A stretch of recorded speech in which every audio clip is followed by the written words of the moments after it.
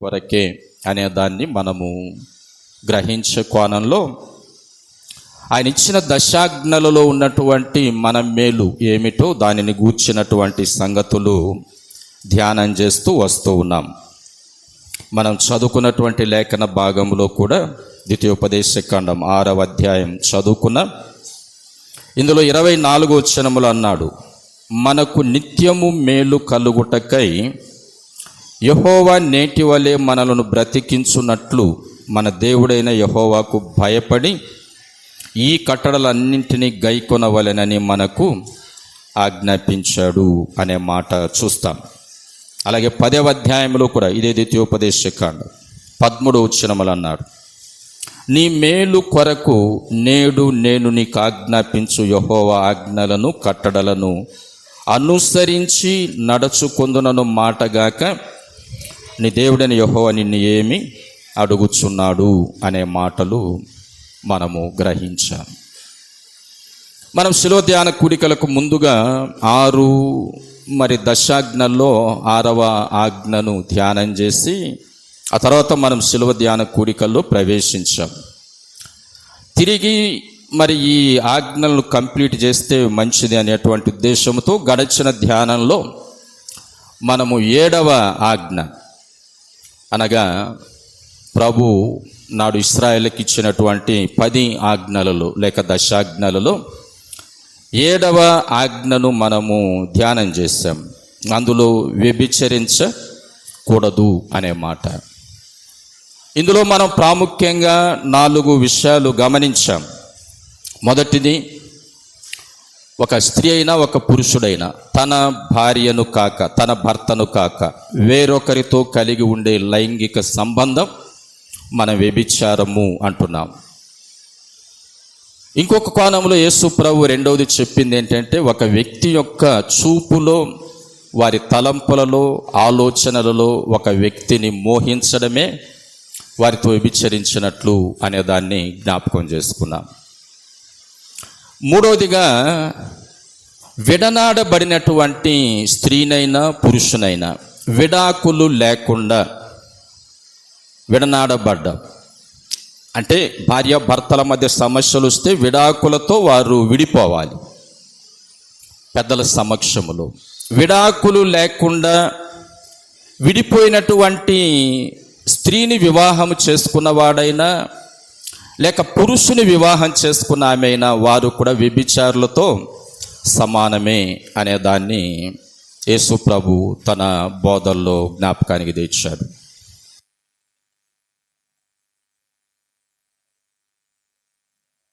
రాళ్ళు వీటిని ఆరాధించడము కూడా అది తనను వీడి ఇతరులతో వ్యభిచరించిన దానితో సమానముగా ఆయన తెలియజేశాడు. కాబట్టి వ్యభిచారులకు ప్రత్యేకంగా దేవుని రాజ్యములో స్థానము లేదు అనే దాన్ని జ్ఞాపకానికి తెచ్చాడు. ఒకవేళ మనం అనుకోవచ్చు, మనం ఎవరితో శారీరక లైంగిక సంబంధం లేదని.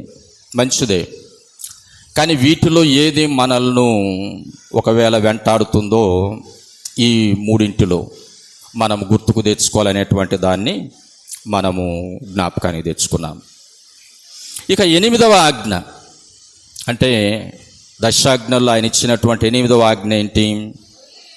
దొంగిలకూడదు అనేటువంటి ఆజ్ఞ ఆయన ఇచ్చాడు.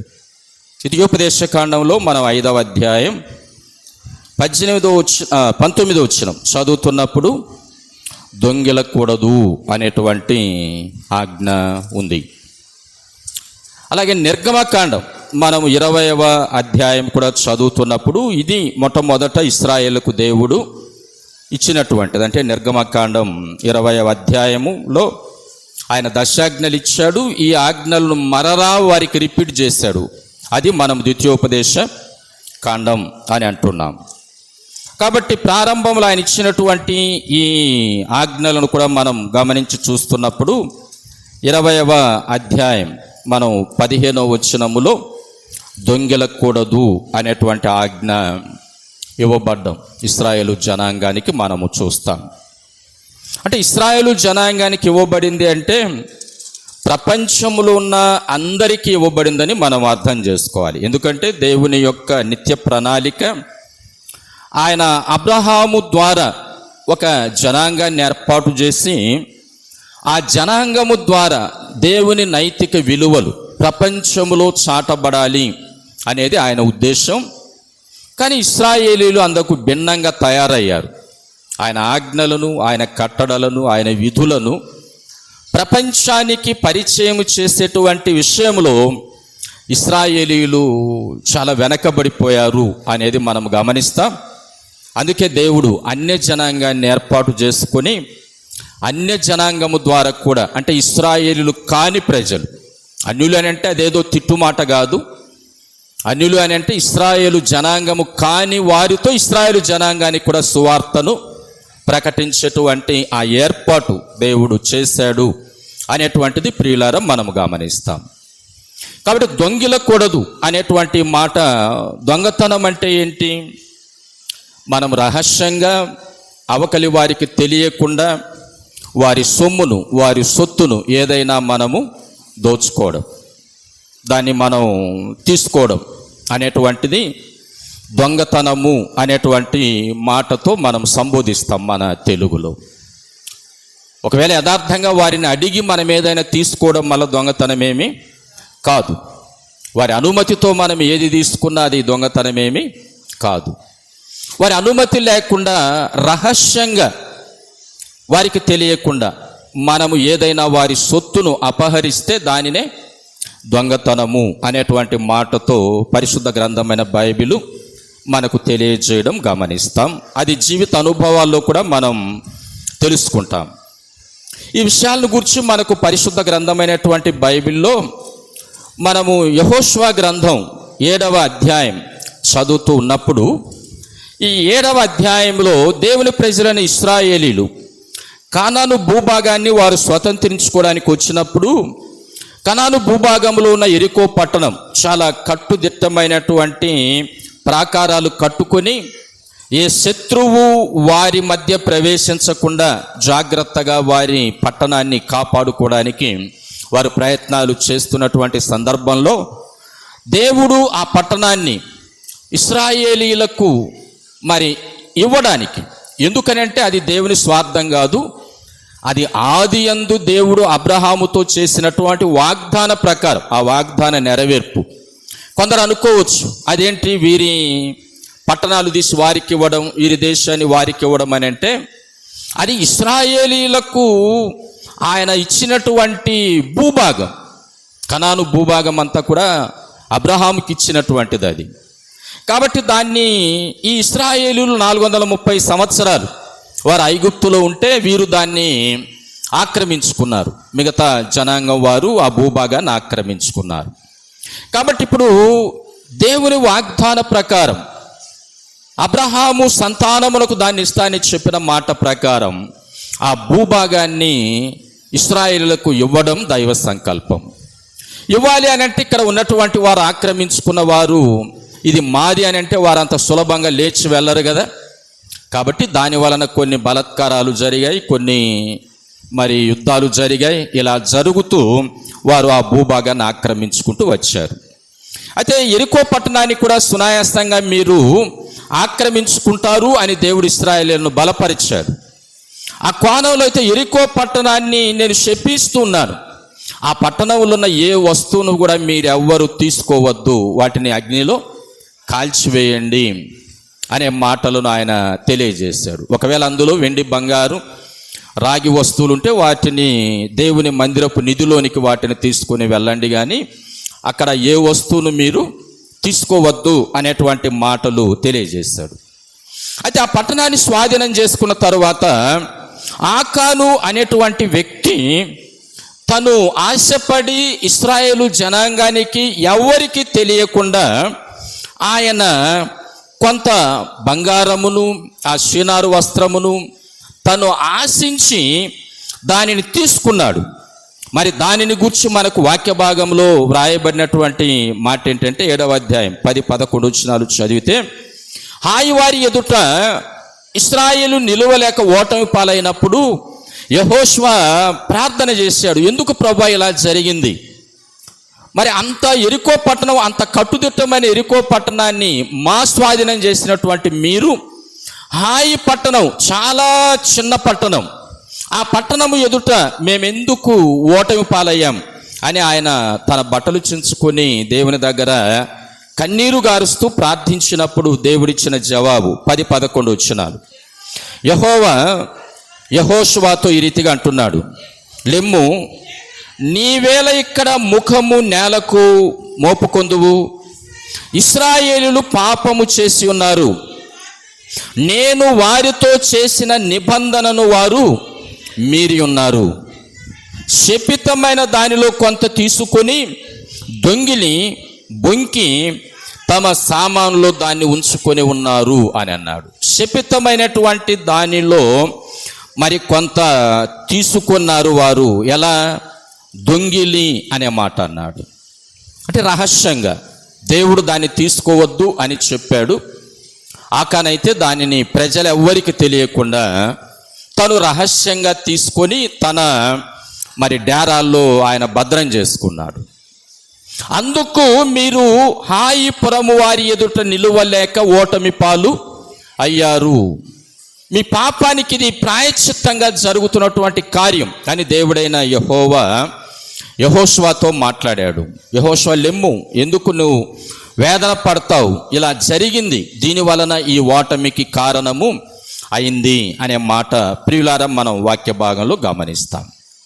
కాబట్టి ఆకాను ఎవరికి తెలియకుండా ఆ వెండి, ఆ బంగారం, ఆ షినారు వస్త్రం తీసినటువంటిది తను దొంగతనము చేశాడు. దొంగిలి అనే మాటను ఉపయోగించాడు పరిశుద్ధ గ్రంథమైన బైబిల్లో అనే మాటను ప్రియులారా మనం అర్థం చేసుకోవాలి.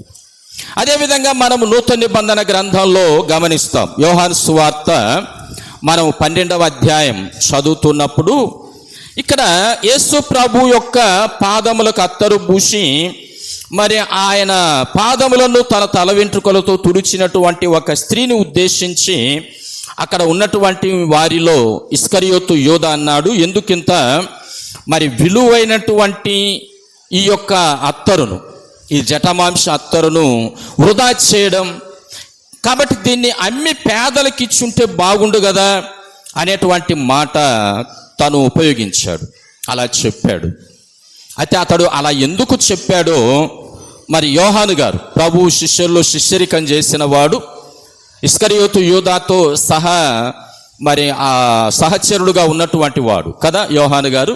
ఎందుకంటే యోహాను గారు యేసు ప్రభు శిష్యుల్లో ఒకడు, ఇస్కరియోతు యూదాతో కూడా సహచర్యం చేసినటువంటి వాడు ప్రభు శిష్యరికంలో.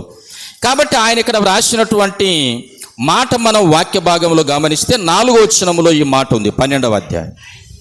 ఆయన శిష్యులలో ఒకడు అనగా ఆయనను అప్పగింపనై ఉన్న ఇస్కరియోతు యూదా ఈ అత్తరెందుకు 300 దేనారములకు అమ్మి బీదలకియ్యలేదనెను.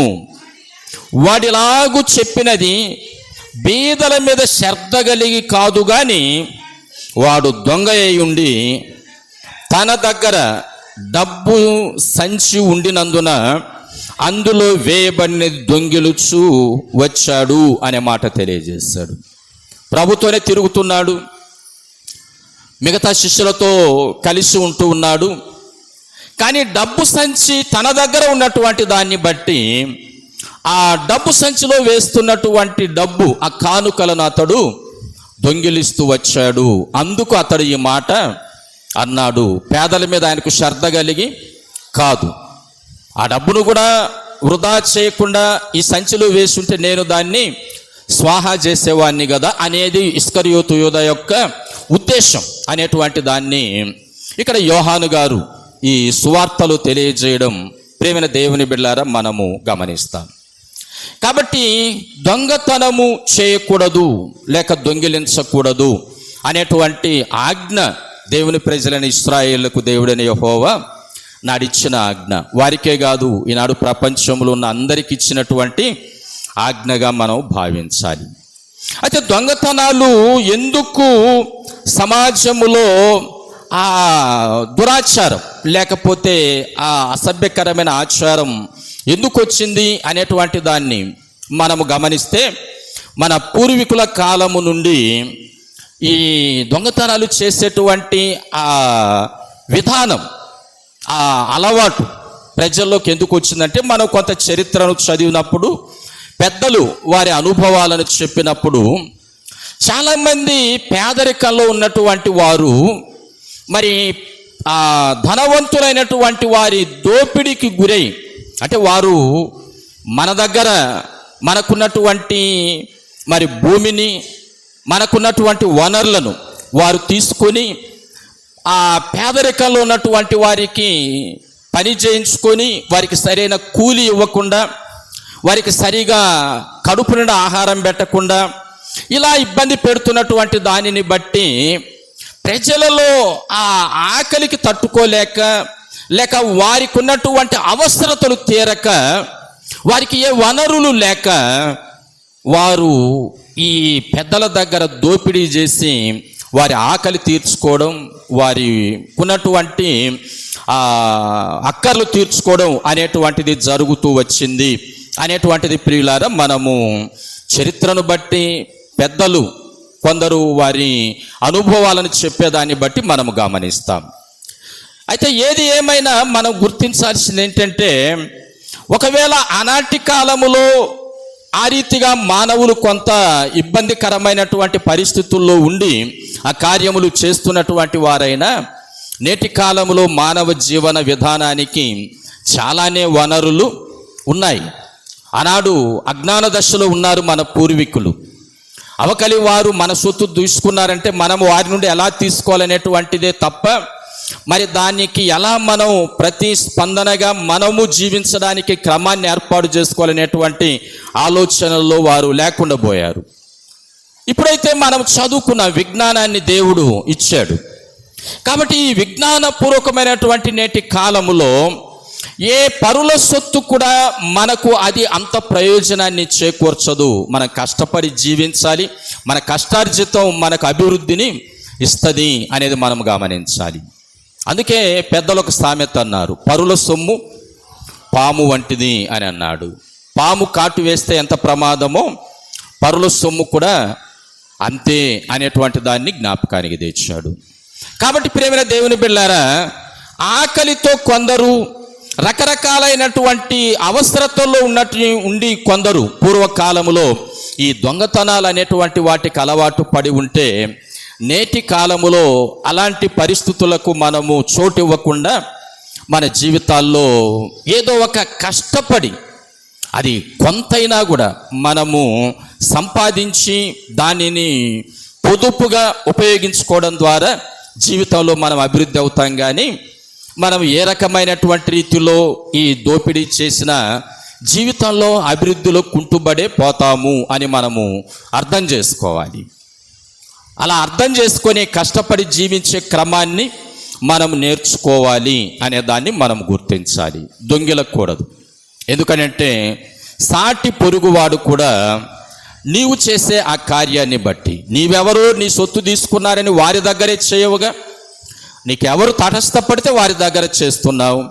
ఆవకలి వారి అక్కర్లు ఎన్ని ఉంటాయో, ఆవకలి వారు దేని కొరకు ఆ సొమ్మును మరి తీసుకువెళుతున్నారో, ఆవకలి వారి స్థితిగతులు మనకు తెలియవు. కాబట్టి మనము అలా చేయడము ద్వారా ఆవకలి వారు నష్టము వలన, కష్టము వలన, మరి అనారోగ్య సమస్యలో, ఆర్థికంగా వారి ఇబ్బందులు, వారి పిల్లల చదువులు, వారి పిల్లల వివాహాలు, ఏటి కొరకు వారు అలా చేశారో ఆ దోషం అనేటువంటిది ప్రియమైన దేవుని బిడ్డలారా మన జీవితం మీదకి వస్తే మనం దాని ద్వారా అభివృద్ధి కంటే కూడా నష్టాన్ని ఎక్కువ పొందాల్సి వస్తుంది, కష్టాలే ఎక్కువ మనం పొందాల్సి వస్తుంది అనే విషయాన్ని మనం అర్థం చేసుకోవాలి. కాబట్టి దేవుని వాక్యం మనకు అందిస్తున్నటువంటి మాట, దొంగిలకూడదు అనేటువంటి ఈ ఆజ్ఞ, ఇశ్రాయేలు ప్రజలకు ఇచ్చిన ఈ ఆజ్ఞను మనము కూడా పాటించాలి నేటి కాలంలో. ఇంకా దీనికి మనం ఏదేదో భాష్యాలు చెప్పకూడదు. ఎందుకనంటే బ్రతుకు జీవన విధానానికి ఎన్నో వనరులు నేటి కాలంలో మన ముందున్నాయి. కష్టపడి జీవించడం మనం నేర్చుకోవాలి. మన కష్టార్జితాన్ని దేవుడు ఆశీర్వదిస్తే అది మనకు గొప్ప స్థితిని కలిగిస్తుంది. మనం కష్టపడి సంపాదించినటువంటిది గొప్ప స్థితిని మనకు అందిస్తుంది. అలా కాకపోతే అది మనల్ని ఏమంత పెద్ద స్థితికి తీసుకొని వెళ్ళలేదు అనే విషయాన్ని ప్రియమైన దేవుని బిడ్డలారా మనం అర్థం చేసుకోవాలి అనేటువంటిది ఒక కోణములో నేను మీకు జ్ఞాపకానికి తెస్తూ ఉన్నాను. రెండో విషయాన్ని మనము గమనించి చూస్తూ ఉంటే, సాధారణంగా మనమేమో ఉంటున్నాము అని అంటే, ఈ దొంగతనాలు చేస్తూ లేక దోచుకునేటువంటి వారు, దొంగిలించేటువంటి వారిని గూర్చి మనము కొన్నిసార్లు తక్కువగా మాట్లాడుతుంటాం, వారిని విమర్శిస్తూ ఉంటాం. మంచిదే, వారి జీవితాల్లో మార్పు రావాలి అని మనం కోరుకోవడం అవసరం. వారు మారాలి అనేది కూడా అవసరం. వారు కష్టపడి జీవించాలి అనేటువంటిది కూడా అవసరం. వారు అలా ముందుకు వస్తే దేవుని దీవెనలు కూడా వారికి దొరుకుతాయి అనే దాన్ని గుర్తుకు తెస్తున్నాను. అయితే మరొక కోణంలో దొంగతనం అనేటువంటిది మనం వారి కోణంలోనే చూడడం కాదు. ప్రతి విశ్వాసికి కూడా దేవుడు తెలియజేసేటువంటి మరొక సత్యాన్ని వాక్య భాగంలో మనం గమనించి చూస్తుంటే, మలాకి గ్రంథం మనం 3వ అధ్యాయము చదువుతూ ఉన్నప్పుడు ఇక్కడ మనకు తెలియజేసినటువంటి మాటలు 7, 8 వచనాలు చూస్తే ఈ మాటలు ఉన్నాయి. మీ పితరుల నాట నుండి మీరు నా కట్టడలను గైకొనక వాటిని త్రోసివేసితిరి. అయితే మీరు నా తట్టు తిరిగిన ఎడల నేను మీ తట్టు తిరుగుదునని సైన్యములకు అధిపతియగు యెహోవా సెలవీయగా, మేము దేని విషయములో తిరుగుదుమని మీరందరూ, మానవుడు దేవుని యొద్ద దొంగిలునా? అయితే మీరు నా యొద్ద దొంగిలితిరి. దేని విషయంలో మేము నీ యొద్ద దొంగిలితిమని మీరందరూ 10వ భాగమును ప్రతిష్టార్పణలను ఇయ్యక దొంగిలితిరి అనే మాట అన్నాడు.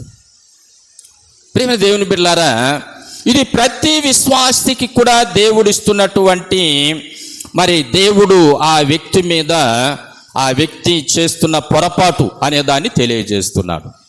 మనం ఇతరుల సొత్తును ఒకవేళ అపహరించిన వారిని దొంగ లేకపోతే దొంగిలించాడు అంటున్నాం, వారిలో మార్పు రావాలని కోరుకుంటున్నాం, మంచిదే. అయితే విశ్వాసులతో ఆయన మాట్లాడుతున్నటువంటి మాట మనం అర్థం చేసుకోవాలి. ఇక్కడ ఇశ్రాయేలు అందరితో మాట్లాడుతున్న మాట మనం అర్థం చేసుకోవాలి. ఇక్కడ అదేంటంటే, మీరు నా యొద్ద దొంగిలుతున్నారు అని అంటున్నాడు దేవుడైన యెహోవా. ఎవరితో అంటున్నాడు ఈ మాట? ఆయనను వెంబడించేటువంటి వారితో అంటున్నాడు. ఆయన వెంబడిస్తున్నామంటూనే ఆయన మాటలు, ఆయన కట్టడలను అనుసరించక జీవించేటువంటి వ్యక్తులతో అంటున్నాడు. ఏంటి అది అని అంటే, మరి 10వ భాగం లేకపోతే 10వ వంతు అది మీరు ఇవ్వకుండా నా దగ్గర మీరు దొంగతనం చేశారు అని అంటున్నాడు. ఎవరో ఏదో ఆ సొత్తు తీసుకుంటే వారిని దొంగలు అని మనం అంటే, మరి మనము ఎలా ఉన్నాం, విశ్వాసులమైన మనం ఎలా ఉన్నాం అనేటువంటిది ప్రతి ఒక్కరు కూడా ఆలోచించాల్సినటువంటి మాటగా ప్రియమైన దేవుని బిడ్డలారా మనము గ్రహించాలి. ఎందుకని అంటే, మనం లేవియా కాండం చదువుతూ ఉన్నప్పుడు లేవియా కాండంలో దేవుడైనటువంటి యెహోవా మాట్లాడుతూ మరి ఇశ్రాయేలుకు ఆయన ఇచ్చినటువంటి లేక వారికి తెలియజేసినటువంటి మాటలు ఏంటంటే, చివరి అధ్యాయం 27వ అధ్యాయం మనము చదువుతూ ఉన్నప్పుడు అక్కడ మనకు తెలియజేసినటువంటి మాట 30 వచనములు ఈ మాటలు ఉన్నాయి. భూధాన్యములలోనేమి, వృక్ష ఫలములలోనేమి, భూఫలములన్నింటిలో 10వ భాగము యెహోవా సొమ్ము, అది యెహోవాకు ప్రతిష్ఠితము అనే మాట అన్నాడు. మీ భూ పంటలలోనైనా, మీ మరి వృక్షములలోనైనా లేక ఫలించే వృక్షాలు ఫలించే ఫలాల్లోనైనా వీటన్నింటిలో కూడా 10వ భాగము యెహోవా సొమ్ము అంటున్నాడు. అది దేవుని సొమ్ము. అందుకే మలాకి గారు అంటున్నటువంటి మాట, మలాకి గారి ద్వారా దేవుడు, మీరు దేవుని యొద్ద దొంగిలించడం మంచిదా? అయితే మీరు నా దగ్గర దొంగతనం చేస్తున్నారు. ఏ విషయంలో మీకు దొంగతనం చేసాం మేము మీ దగ్గర అంటున్నారా? 10వ భాగము అది యెహోవా సొమ్ము, యెహోవా సొత్తు. కాబట్టి యెహోవా సొత్తును యెహోవాకి ఇవ్వకుండా మీరు దానిని మరి అనుభవించడం నా దగ్గర మీరు దొంగతనం చేస్తున్నటువంటి దానికి నిదర్శనం అనే మాటలు తెలియజేశాడు. ఇది అందరికి కదా, విశ్వాసులందరికీ సంబంధించినటువంటి మాట కదా. కాబట్టి నా దగ్గరనే మీరు దొంగతనం చేస్తున్నారు అనేటువంటి మాట దేవుడైన యెహోవా, ప్రియమైన దేవుని బిడ్డలారా, మాట్లాడుతున్నటువంటి ఈ మాటను మనం అర్థం చేసుకుంటూ ఉంటే మరి దేవునికి ఎందుకు 10వ వంతు? దేవునికి ఎందుకు? ఆయనకు ఆహారం కొరక, లేక ఆయనకు వస్త్రాల కొరక? దేని కొరకు మనం ఆయనకు 10వ వంతు ఇవ్వాలి? ఎందుకు అసలు ఆయనకు ఆ సొమ్ము అంటే, మనము సంఖ్యాకాండం చదువుతూ ఉన్నప్పుడు సంఖ్యాకాండం 18వ అధ్యాయం మనం చదివితే ఇక్కడ తెలియజేసిన మాటలు 21వ వచనం చదువుదాం. ఇదిగో లేవీయులు చేయు సేవకు, అనగా ప్రత్యక్షపు గుడారము యొక్క సేవకు నేను ఇశ్రాయేలీయుల యొక్క దశమ భాగములన్నింటినీ వారికి స్వాస్థ్యముగా ఇచ్చి తిని అని అన్నాడు. ఎవరికి? లేవీలకు. 12 మంది ఇశ్రాయేలు గోత్రంలో లేవి గోత్రానికి ఆయన ఒక పని అప్పగించాడు. అది ఆయన ఆలయంలో వారు పని చేయాలి. ఆయన ఆలయంలో వారు పని చేయాలి. కాబట్టి ఆయన ఆలయంలో పని చేయాల్సినటువంటి వారికి ఆహారము కావాలి కదా, వారికి ఆహారం అవసరం కదా. ఈ ఆహారము వారికి ఇవ్వడానికి ఆయన ఇశ్రాయేలీయుల మిగతా గోత్రికుల అందరి యొక్క దశమ భాగములను ఇశ్రాయేలీయులకు ఆయన స్వాస్థ్యముగా ఇచ్చాడు. ఇశ్రాయేలుకు ఆయన స్వాస్థ్యముగా ఇచ్చాడు అనే మాటను మనం గమనించాలి. అహరోనుతో ఆయన మాట్లాడుతూ అంటాడు, ఇదే అధ్యాయంలో 20వ వచనం మనం చదువుతున్నప్పుడు, మరియు యెహోవా అహరోనుతో ఈ రీతిగా అన్నాడు, వారి దేశములో నీకు స్వాస్థ్యము కలుగదు, వారి మధ్యన నీకు పాలు ఉండదు, ఇశ్రాయేళ్ల మధ్యను నీ పాలు నీ స్వాస్థ్యము నేనే అని అన్నాడు. అంటే ఇశ్రాయేళ్లకు ఇవ్వబోయే వాగ్దాన దేశములో మీకు స్వాస్థ్యం ఉండదు. స్వాస్థ్యం అని అంటే ఆస్తి మీకు ఉండదు. తర్వాత పాలు ఉండదు అని అన్నాడు. పాలు అని అంటే భాగం. పాలు అంటే భాగం. కాబట్టి ఇశ్రాయేల్ మిగతా గోత్రికుల లాగా మీకు అక్కడ ఆస్తి ఉండదు, అక్కడ మీకు భాగము కూడా ఉండదు. కాబట్టి మీ పాలు మీ స్వాస్థ్యము నేనే అన్నాడు. ఇశ్రాయేల్ యొక్క ఆస్తి, ఇశ్రాయేలీల యొక్క భాగం ఎవరంట? నేనే అన్నాడు. కాబట్టి నా సొమ్ము ఏది? భూధాన్యముల్లోనేమి ఫలవృక్షముల్లోనేమి 10వ భాగము యెహోవా సొత్తు, ఆయన సొమ్మది. ఆయన సొమ్మును ఇశ్రాయేలీయులలో లేవీలు ఆయన పని చేస్తున్నారు కాబట్టి దానిని లేవీలకు ఇవ్వడం జరిగింది. లేవి గోత్రికులందరూ కూడా యాజక ధర్మం చేసేవారు, దేవాలయంలో పని చేసేవారు.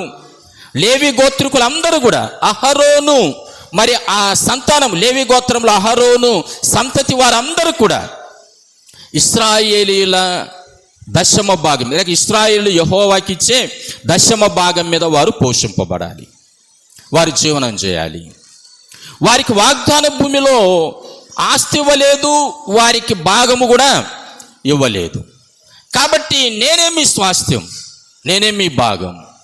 కాబట్టి లేవీయులు చేసేటువంటి సేవకు, పనికి నేను ఏం చేస్తున్నట్టే ఇశ్రాయేల్ యొక్క దశమ భాగములన్నింటిని వారికి స్వాస్థ్యముగా ఇస్తున్నాను అనేటువంటి మాటలు జ్ఞాపకానికి తేవడం ప్రియులారా మనము గమనించాలి.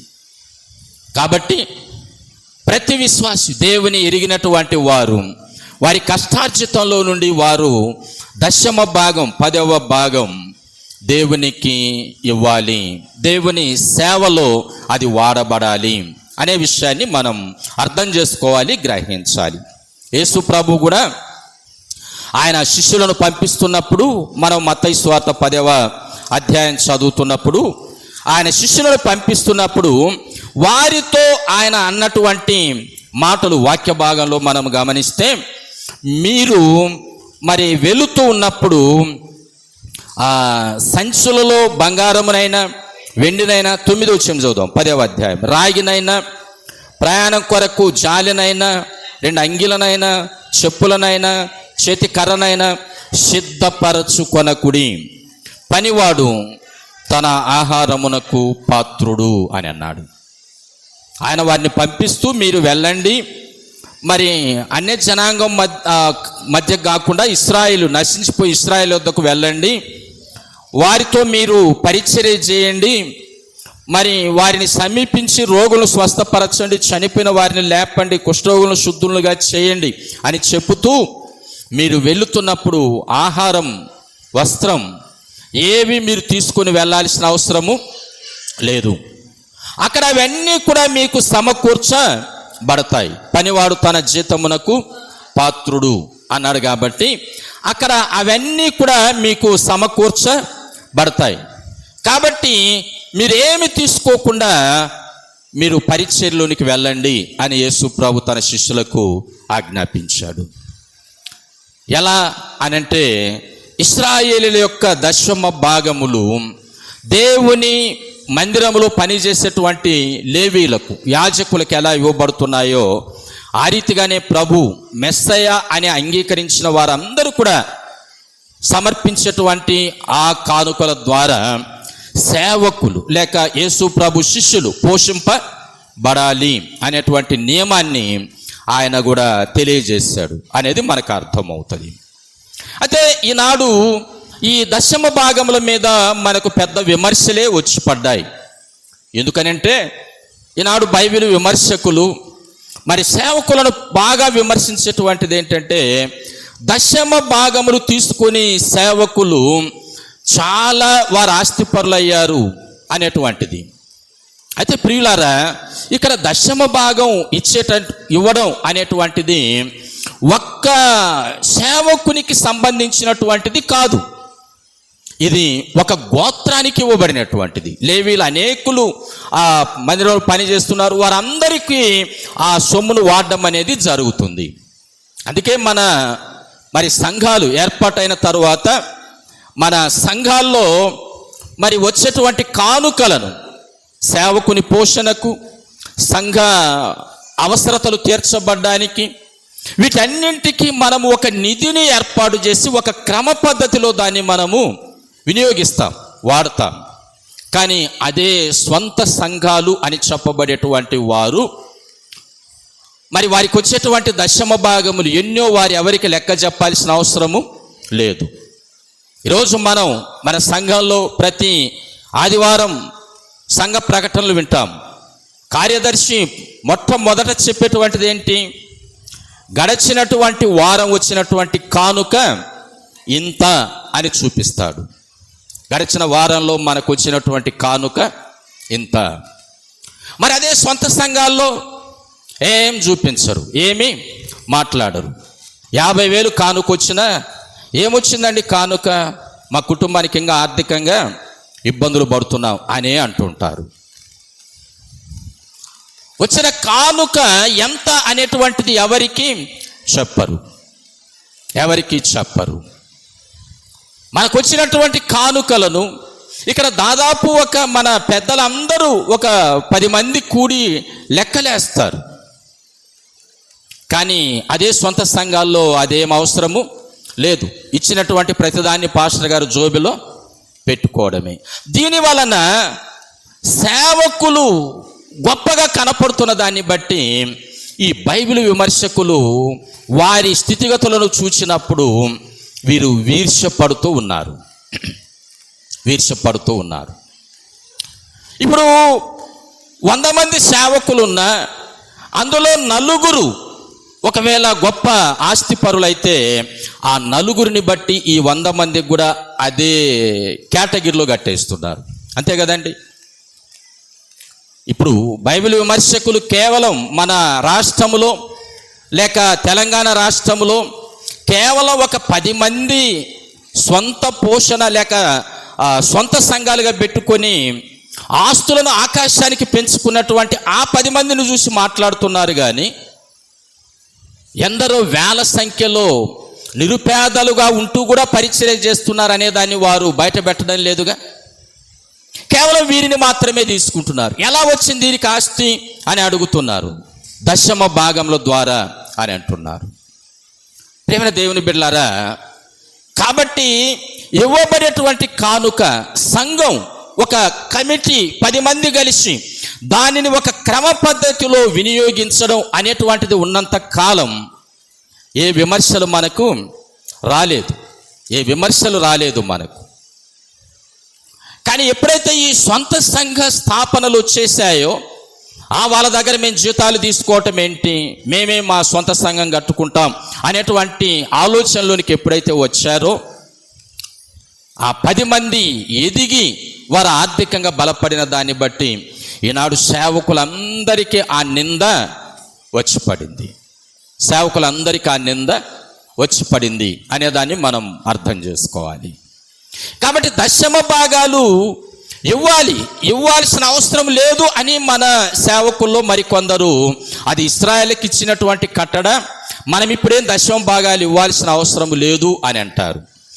ఇవ్వాల్సిన అవసరం లేదు అనేటువంటిది వాక్యం చెప్పడం లేదు. కానీ ఎవరిని మనం బలవంత పెట్టి కాకుండా వారి సొంత నిర్ణయంతో వారు ఇవ్వాలి. ఎందుకంటే యేసు ప్రభు కూడా ఈ దశమ భాగముల విషయంలో చెప్పినటువంటి మాట ఏంటంటే, మత్తయి సువార్త మనం 23వ అధ్యాయం చదువుతున్నప్పుడు, ఆనాడు శాస్త్రులు పరిసయ్యుల జీవిత విధి విధానాలను గురించి ఆయన మాట్లాడుతూ అంటాడు. 23వ వచనం, అయ్యో వేషధారులైన శాస్త్రులారా, పరిసయ్యులారా, మీరు పుదీనాలోను సోపులోను జీలకర్రలోను 10వ వంతు చెల్లించి ధర్మశాస్త్రములో ప్రధానమైన విషయములను అనగా న్యాయమును, కనికరమును, విశ్వాసమును విడిచితిరి. వాటిని మానక, ఏటిని మానక కాదు, దశమ భాగములు ఇచ్చేది మానక వీటిని చేయుడి. ఏటిని? న్యాయమును, కనికరమును, ప్రేమను, విశ్వాసమును కలిగి ఉండండి. అది ఆపేసేయండి అనలా ఆయన. వాటిని మానక వీటిని చేయండి. వాటిని అంటే దశమ భాగం ఇచ్చే వాటిని మానుకోకుండా వీటిని చేయండి. ఏది? న్యాయము, కనికరము, విశ్వాసము, వీటిని విడిచిపెట్టారు మీరు, వీటిని చేయండి అని అన్నాడు. యేసు ప్రభు దశమ భాగాలు ఇవ్వమని ఎక్కడ చెప్పలేదని కొందరు బోధ చేస్తుంటారు. ఈ మాట ఏంటి? వారితో శాస్త్రులతో మాట్లాడుతూ అన్నాడు, మీరు పుదీనాలో, జీలకర్రలో, సోపులో వీటన్నింటిలో దశమ భాగాలు ఇస్తున్నారు, మంచిదే. కానీ ధర్మశాస్త్రంలో ఉన్న ప్రధానమైనటువంటి ఆజ్ఞలను మీరు మర్చిపోతున్నారు. అవేంటి? న్యాయము, కనికరం, వీటిని మీరు ప్రక్కన పెడుతున్నారు. వీటిని మానక వీటిని చేయండి. దశమ భాగాలు ఇవ్వండి. వీటితో పాటు కనికరం, ప్రేమ, విశ్వాసం అనేవి మీరు కలిగి ఉండండి అనేటువంటి దాన్ని యేసు ప్రభు తన బోధలు తెలియజేసినటువంటి మాటగా ప్రియులారా మనం గమనించాలి. ఇక మనం పౌలు గారి పత్రికల్లోనికి వస్తే, ఎవరు కూడా సనుక్కోకుండా, ఎవరు కూడా బలవంతంగా కాకుండా మీరు ఇవ్వాలనుకున్న దాన్ని ఇవ్వండి. అందుకే మన సంఘాల్లో మనం దశమ భాగాన్ని గురించి ఎక్కువగా ప్రెస్ చేయం మనం. ఎందుకంటే ఇది సందర్భము కాబట్టి నేను మీతో మాట్లాడుతున్నాను, కానీ మనం ఎవరిని ప్రెస్ చేయం. అది వారి బుద్ధిపూర్వకంగా ఇస్తే వారికి ధన్యత. వారిని బలవంతంగా మనము వారి దగ్గర ఇప్పించిన, వారి మనసులో లేకుండా ఇచ్చిన, అది వారికి ఆశీర్వాదము కాదు. కొందరు మన సంఘంలో కూడా దశమ భాగాలు ఇస్తున్నారు, వారిని బట్టి అభినందిస్తున్నాను. అయితే ఇచ్చేటువంటి దానిలో ఖచ్చితమైనటువంటి విధానం ఉండాలి. మనకు వచ్చినటువంటి జీతంలో, మనకు వచ్చినటువంటి కష్టార్జితంలో ఖచ్చితంగా మనకు 1000 రూపాయలు మనం సంపాదిస్తే అందులో 100 రూపాయలు ఇవ్వాలి. 50 రూపాయలు ఇచ్చి దశమ భాగం అని రాస్తే చాలా తప్పది. 50 రూపాయలు ఇచ్చి దశమ భాగం అని రాస్తే అది ఇంకా తప్పు. ఇవ్వగలిగితే అలా ఇవ్వు. ఇవ్వలేవా, ఒకవేళ నువ్వు సగం ఇస్తున్నావా, లేకపోతే నీ హృదయంలో నిశ్చయించుకుంటూ ఇస్తున్నావు, దానికి దశమ భాగం అని పేరు పెట్టగాకు. ఎందుకంటే నువ్వు 10వ వంతు ఇవ్వడం లేదు. నువ్వు సంపాదించే దాంట్లో 1000 రూపాయల్లో 100 రూపాయలు ఇవ్వాలి.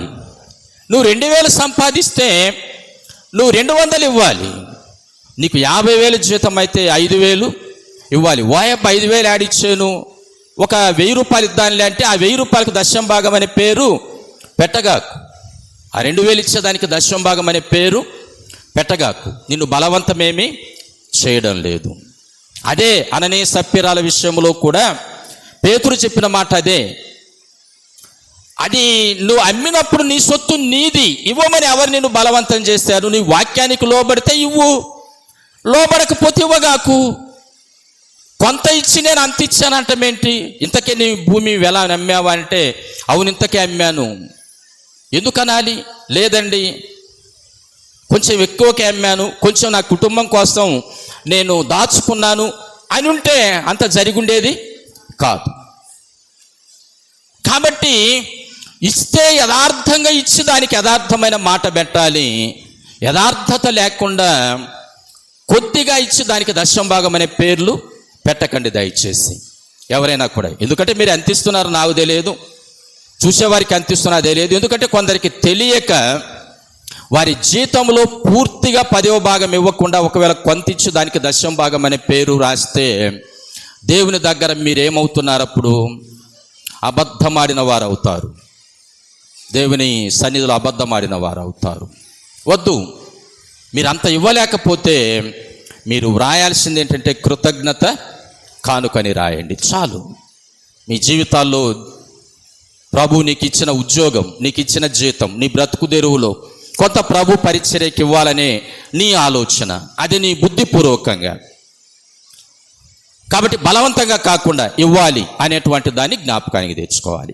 కాబట్టి ప్రియులారా, దొంగిలకూడదు అనేటువంటి మాట మనము ఇతరుల సొత్తును అపహరిస్తున్నప్పుడు వారు దొంగలు అంటున్నాం, కానీ మనం ఎక్కడ పొరపాటు చేసి దేవుని దృష్టిలో మనం దొంగలం అవుతున్నామో మనము ఆలోచించలేకపోతున్నాం.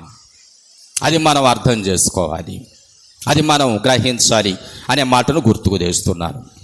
ఇంకొక సందర్భాన్ని మనం చూస్తాం. అంటే ఈ దొంగతనం అనేటువంటిది మన ఒక్క కోణంలోనే, అంటే ఒక వ్యక్తి ఇంకొక వ్యక్తి సొమ్మును అపహరిస్తేనే దొంగతనం అనేటువంటి కోణంలో కాకుండా దేవుని ఆజ్ఞల ప్రకారం ఇవ్వాల్సినవి మనం ఇవ్వకపోవడం అనేది మనం దొంగతనం చేస్తున్నాం అనేటువంటి దానికి నిదర్శనం. అయితే ఇక పౌలు గారు తన అనుభవ జీవితంలో చెప్పిన మరొక మాటను చూస్తాం. కొరింథీయులకు ఆయన వ్రాసినటువంటి 2వ పత్రిక, కొరింథీయులకు పౌలు గారు వ్రాసినటువంటి ఆ 2వ పత్రిక 11వ అధ్యాయం 8వ వచనాన్ని చదివితే ఈ మాటలు ఉన్నాయి. మీకు పరిచర్య చేయుటకై నేనితర సంఘముల వలన జీతము పుచ్చుకొని వారి ధనమును దొంగిలిన వాడనైతిని అని అన్నాడు. పౌలు గారు ఏమన్నాడు?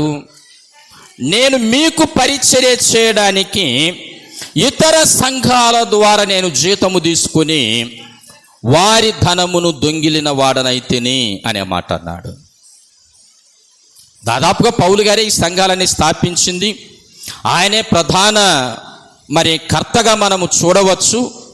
కానీ కొరింథీ సంఘంలో ఆయన పరిచర్య చేస్తూ కొరింథీ సంఘపు వారు ఆయనకు సరైనటువంటి రీతిలో ఆర్థిక సహాయం ఇవ్వకపోయిన దాన్ని బట్టి ఇతర సంఘాలు ఆయనకి ఇచ్చేటువంటి దాన్ని ఆయన తీసుకొని వాడుకుంటూ ఉన్నాడు. కాబట్టి నేను వారి సొమ్మును దొంగిలించాను అనేటువంటి మాట అంటాడు. వాస్తవంగా ఆయన ఏమి వారికి తెలియకుండా రహస్యంగా తెచ్చుకోలేదు, కానీ వారు బుద్ధిపూర్వకంగా ఇస్తేనే తీసుకున్నాడు. కానీ ఆయన వారి సొమ్ము రహస్యంగా తీసుకోలేదు. కానీ ఆయన ఏమంటున్నాడు అని అంటే, మీ మధ్య పనిచేసి ఇతర సంఘాల మీద నేను ఆధారపడితే వారు నాకు ఇచ్చే ప్రతి సొత్తు నేను వారి దగ్గర దొంగిలిన దానితో సమానం అంటున్నాడు. పౌలు దొంగని మనం చెప్పగలమా? అనలేం. కానీ తనకు తాను ఆ మాట ఆపాదించుకుంటూ ఉన్నారు. ఈ కార్యం ప్రేమైన దేవుని బిడ్డలారా, ఈనాడు సేవకులకు వర్తించేటువంటి మాట, ఈనాడు సేవకులు ఆలోచించాల్సినటువంటి మాట. దశమ భాగముల విషయం విశ్వాసులు అందరూ ఆలోచిస్తే ఈ మాట ప్రతి సేవకుడు ఆలోచించాల్సినటువంటి మాట. మనం పరిచర్య చేసేటువంటి సంఘంలో కాకుండా మనం ఇతర సంఘాల దగ్గర తీసుకునేటువంటి ప్రతి సొత్తు మనం దొంగతనం చేస్తున్న దానికి నిదర్శనం అనే మాట అంటున్నాడు. సేవకులకు దేవుడిచ్చినటువంటి సంఘం ఒక తోట, ఒక మంద.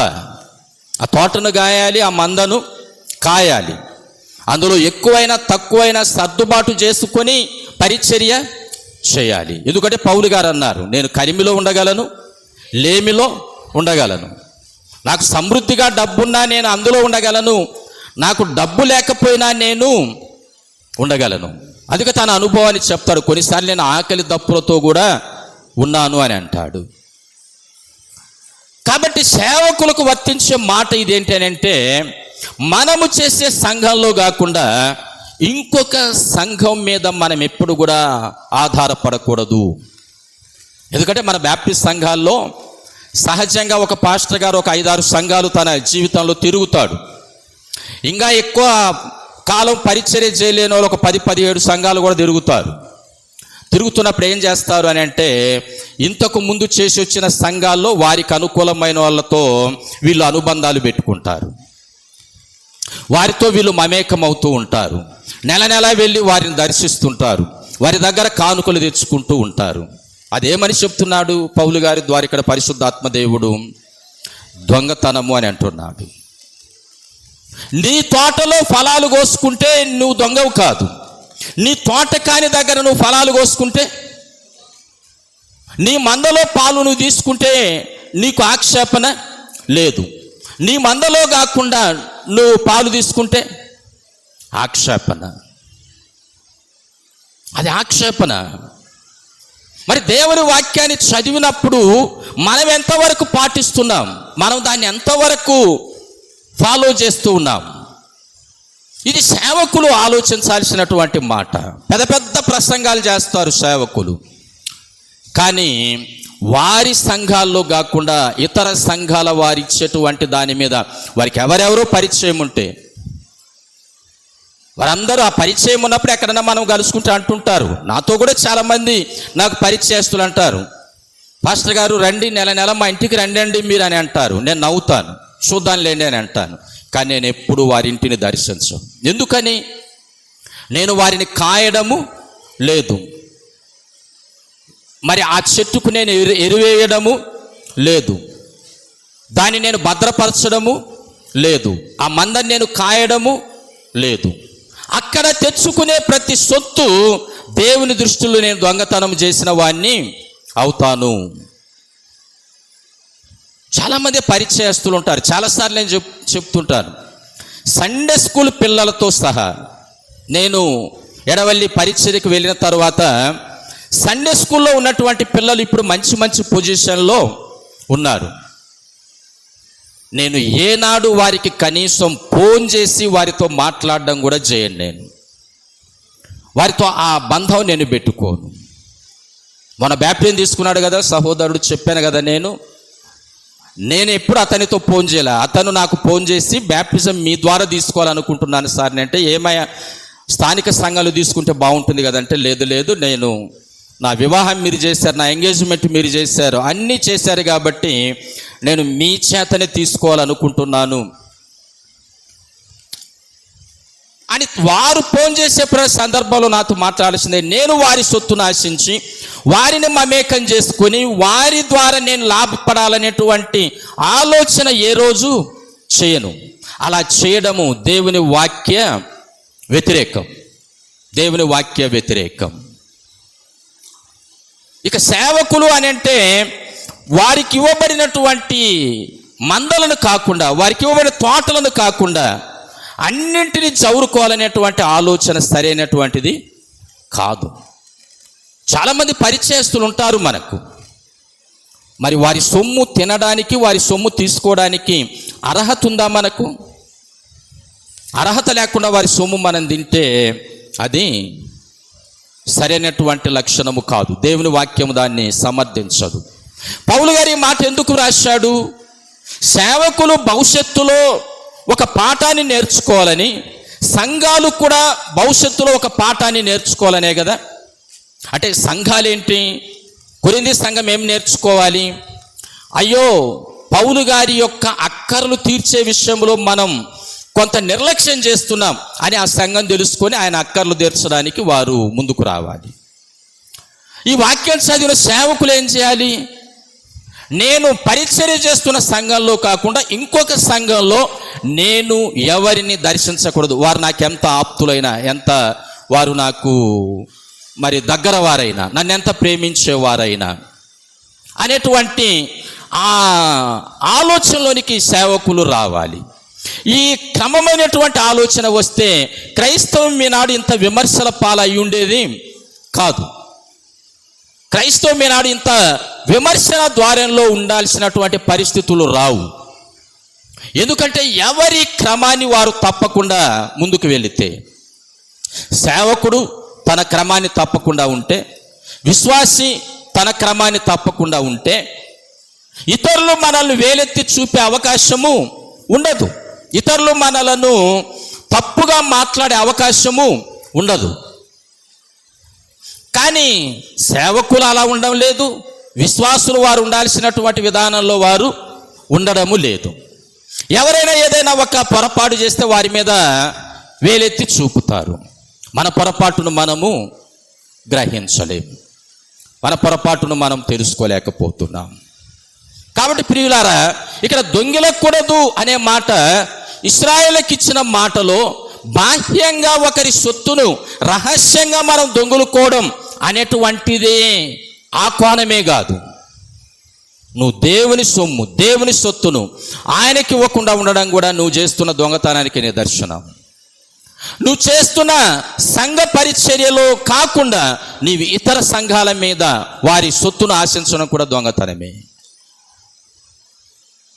మరి నువ్వు ఇతరులను విమర్శిస్తున్నప్పుడు నిన్ను నువ్వు విమర్శ చేసుకున్నావా? వాక్యంతో నిన్ను నువ్వు సరి చేసుకున్నావా? సరి చూసుకున్నావా? లేదు. ఈనాడు ఎక్కువ సేవకులలోనే ఈ స్వార్థం వచ్చేసింది కాబట్టి ఎక్కడ మరి క్రమం అనేటువంటిది లేకుండా తప్పిపోవడానికి కారణమవుతుంది. సేవకులు ఈ పాటను ఖచ్చితంగా చేయగలిగితే సంఘాలు ఖచ్చితంగా ఉంటాయి.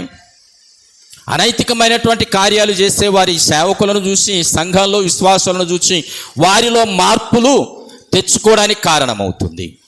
ఇలా లేకుండా పోవడం ద్వారా ఈ కార్యాలు ఇలా జరుగుతున్నాయి అనేటువంటిది ప్రేమైన దేవుని బిడ్డలారా మనం గ్రహించాలి.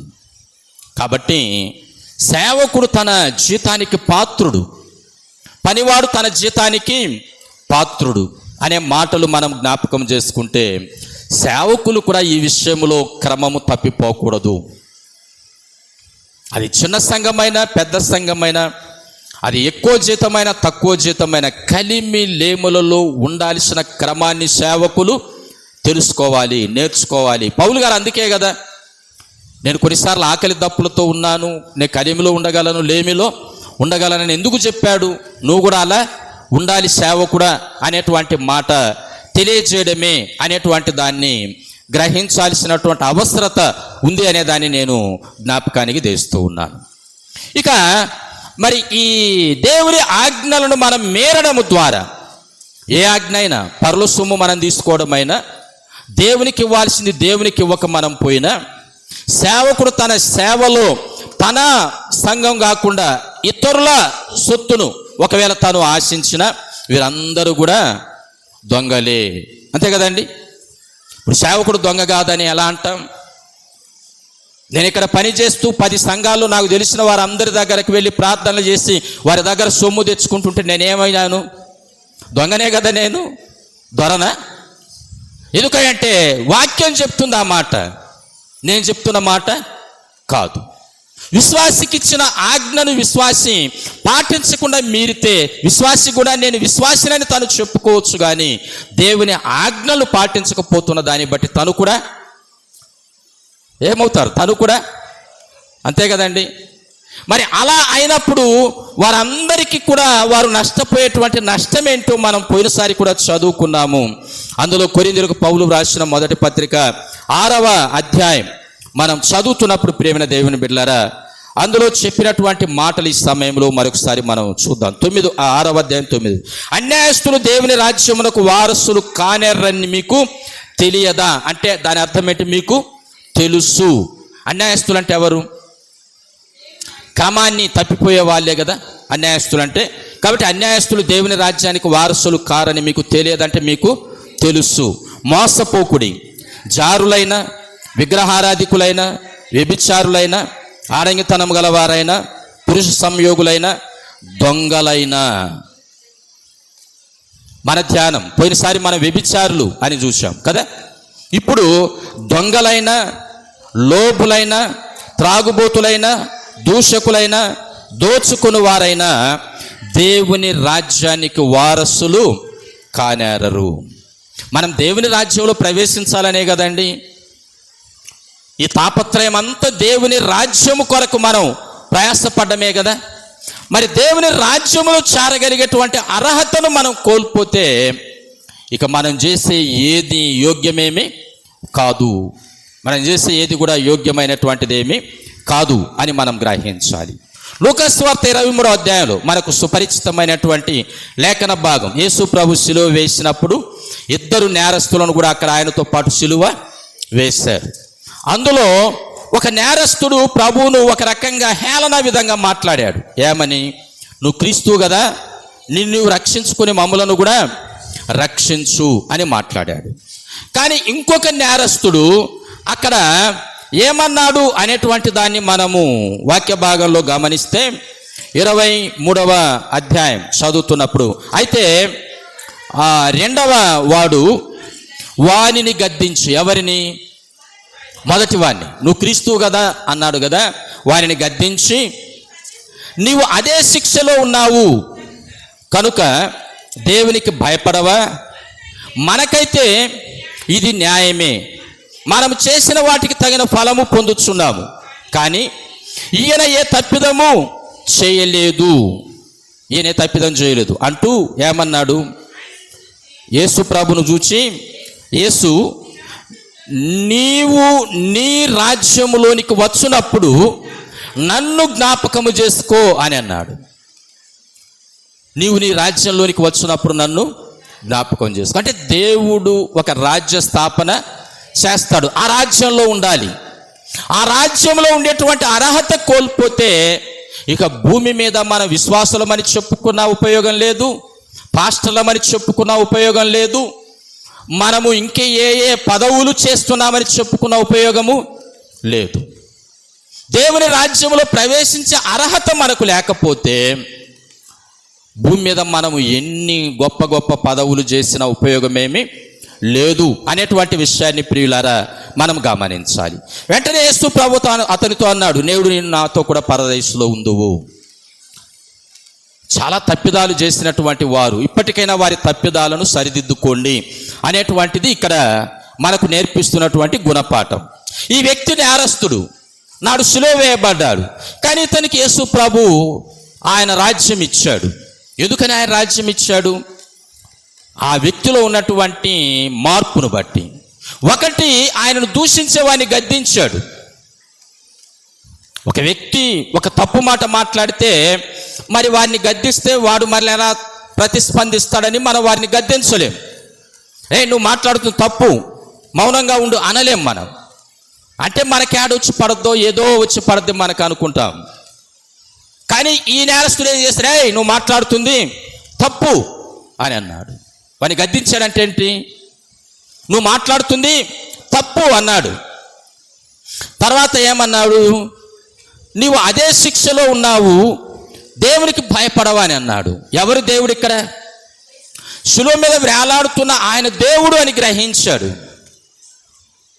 నువ్వు క్రీస్తువు కదా, నిన్ను రక్షించుకొని మమ్మల్ని కూడా రక్షించు అన్నటువంటి వ్యక్తితో ఈ 2వ నేరస్తుడు అంటున్న మాట ఏంటంటే, నువ్వు మౌనంగా ఉండు, నువ్వు మాట్లాడేది కరెక్ట్ కాదు, నువ్వు ఆ శిక్ష భరిస్తూ దేవునికి భయపడవా అన్నాడు. అంటే ఏంటి? ఈ వేలాడుతున్న ఈయన దేవుడిన, మన మనుషులం, ఈయన దేవుడు, నువ్వు దేవునికి భయపడవా అనే మాట అన్నాడు. అంటే యేసు ప్రభువును దేవుడు అని గ్రహించాడు, తప్పును ఖండించాడు. అవతలి వ్యక్తి తప్పు మాట్లాడితే ఖండించాడు, యేసు ప్రభువును దేవుడు అని గ్రహించాడు. తర్వాత ఏమన్నాడు? మనకైతే ఇది న్యాయమే అని అన్నాడు. తన తప్పును తాను తెలుసుకున్నాడు. ఈ శిలువ శిక్ష మనకెందుకు వచ్చింది? మనం చేసిన నేరానికి ప్రతిఫలంగా మనకు వచ్చింది. అంటే తన తప్పును తాను తెలుసుకున్నాడు. మనకైతే ఇది న్యాయమే అన్నాడు. మనం చేసిన వాటికి తగిన ఫలం పొందుతున్నాం. కానీ ఈయన ఏ తప్పిదం చేయలేదు అని అన్నాడు. అంటే యేసు ప్రభు నిర్దోషి, ఆయన తప్పిదము చేయలేదు అని అన్నాడు. తప్పు మాట్లాడిన వాడిని ఖండించాడు. యేసు ప్రభును దేవుడు అని తెలుసుకున్నాడు. తన తప్పుకు తను శిక్ష అనుభవిస్తున్నాను అని తెలుసుకున్నాడు. యేసు ప్రభు ఏ తప్పు చేయకుండా ఈ శిక్ష అనుభవిస్తున్నాడు అని తెలుసుకున్నాడు. ఆ తర్వాత యేసు ఒక రాజ్య స్థాపన చేస్తాడు అని కూడా తెలుసుకున్నాడు. కాబట్టి యేసు, నీవు నీ రాజ్యంతో వచ్చేటప్పుడు నన్ను జ్ఞాపకం చేసుకో. ప్రియమైన దేవుని బిడ్డలారా, క్రైస్తవ జీవితం భూ సంబంధమైనది కాదు, పర సంబంధమైనది. పరలోకం అనేటువంటిది దేవుని రాజ్యం. మరి ఆయన రాజ్యమును ఆయన స్థాపిస్తున్నాడు. యూదులు, ఇశ్రాయేలు అనుకుంటున్నారు వారు మెస్సయా వస్తే బాహ్య రాజ్యాన్ని స్థాపిస్తారని. కానీ ఆయన రాజ్యం ఇహలోక సంబంధమైనది కాదు. ఆ రాజ్యంలో మనం ప్రవేశించాలి అని అంటే దేవుని ఆజ్ఞలు, ఆయన కట్టడలను మనం అనుసరించి జీవించాలి. ఆయన రాజ్యంలో ప్రవేశించేటువంటి అర్హత మనకుంటే, ఆయన ఆజ్ఞలు పాటించే అర్హత పొందితే అదే మనకు మేలు.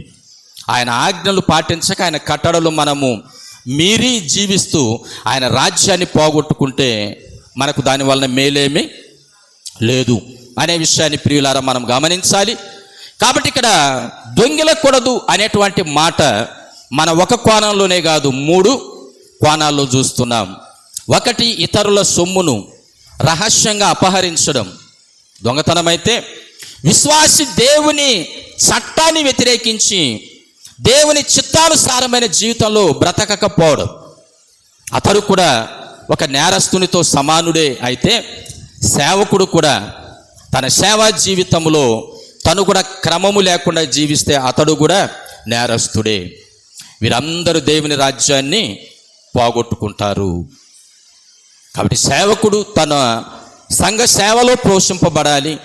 విశ్వాసి తాను దేవుని పేరట ఇవ్వాల్సింది యథార్థమైనటువంటి రీతిలో ఇవ్వాలి. అలా క్రమం చేసినప్పుడు మాత్రమే అన్ని కార్యాలు సవ్యంగా జరుగుతాయి. లోకములో అనైతిక విలువలు అడుగంటిపోతాయి. నీతి విలువలు మరి చక్కగా ప్రజ్వరిల్లడానికి కారణమవుతుంది అనే విషయాన్ని మధ్యాహ్న కాలంలో దేవుని మాట, పరిశుద్ధాత్మ దేవుని తలంపుగా మనము జ్ఞాపకములు ఉంచుకోవాలని నేను గుర్తుకు తెస్తూ ఈ మాటలతో ముగిస్తున్నాను. దేవుడి మాటలు మనందరి ఆత్మల మేళ్ల కొరకై బహుగా దీవించి ఆశీర్వదించునుగాక. ఆమేన్. ప్రియ తండ్రి, మరొకసారి మీకు వందనాలు చెల్లిస్తున్నాం. వినిన వర్తమానం మీ బిడ్డల హృదయాల్లో నాటబడుటకు మీ ఆత్మశక్తితో అర్థం చేసుకొని వాక్యానుసారమైన జీవిత క్రమములో వారు జీవించడానికి ప్రతి బిడ్డను మీరు ప్రోత్సహించి నడిపించగలందులకై ప్రార్థిస్తూ యేసయ్య నామమును బట్టి ప్రార్థించి బ్రతిమాలి అడిగి వేడుకొనుచున్నాం తండ్రి. ఆమేన్.